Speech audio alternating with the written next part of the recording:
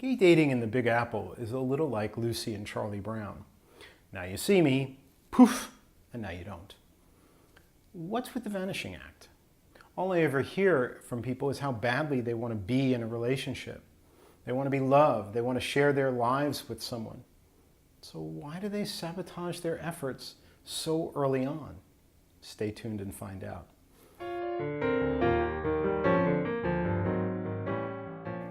Eric Schneider here for GayLoveMatters.com, and I believe that at the end of the day, love is what really matters.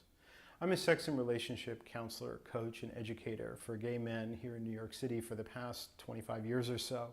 And I still believe in love, and I still believe in what it takes to maintain love. Just a heads up here, I'm not going to be telling you or giving you any strategies that will help you play the game more successfully. Many are already doing that, and obviously it's really not working. My mission is to actually change the game and to start a relationship revolution within the gay community here in New York City. And I want you to join me. Now, there are many things that can go wrong in the evolution of an intimate relationship. And today I'm going to focus on the small, very early stages. It all usually begins on some app or a dating site, at least for most. It then moves to texts and perhaps a phone call or FaceTime, ultimately leading to some kind of face-to-face. But then something really strange happens.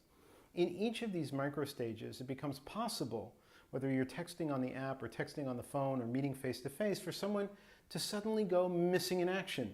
They vanish. All communication just stops. This behavior, referred to as ghosting, has become so commonplace, many simply shrug their shoulders and move on to the next. And the next, and the next, and the next, until after a while, frustration, discouragement, and despair set in. Now, it's hard enough to keep your heart open in life, but after a while, the heart hardens, hope fades, and people often just give up on love altogether. When you ghost someone, you're cutting them off.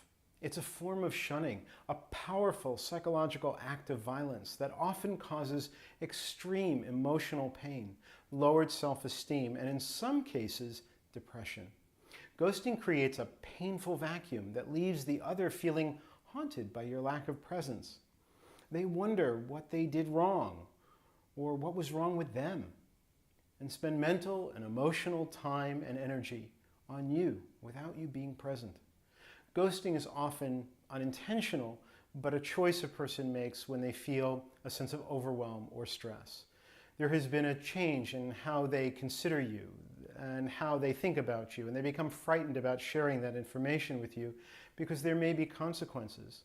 The other person might be mad or disappointed, so they avoid the adult conversation where we might face one another and express our feelings, concerns, or apprehensions, and share our feelings in a way that could bring us to a potential understanding and greater compassionate place.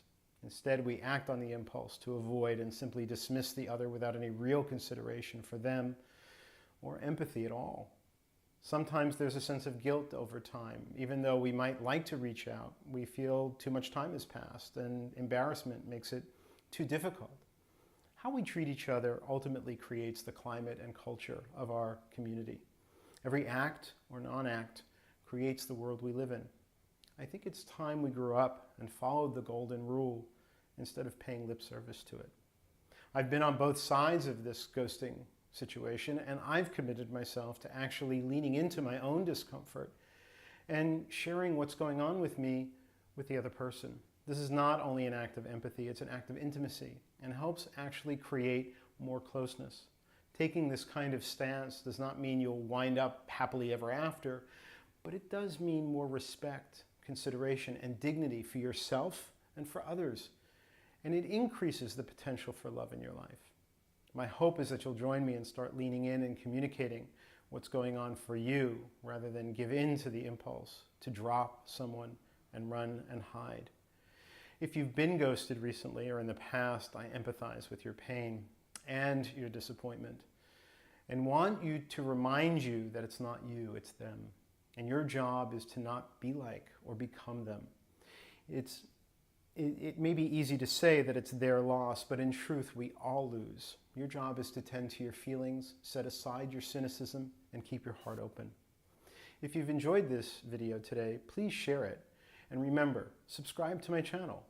This is Eric Schneider for Gay Love Matters, and I'll see you next time.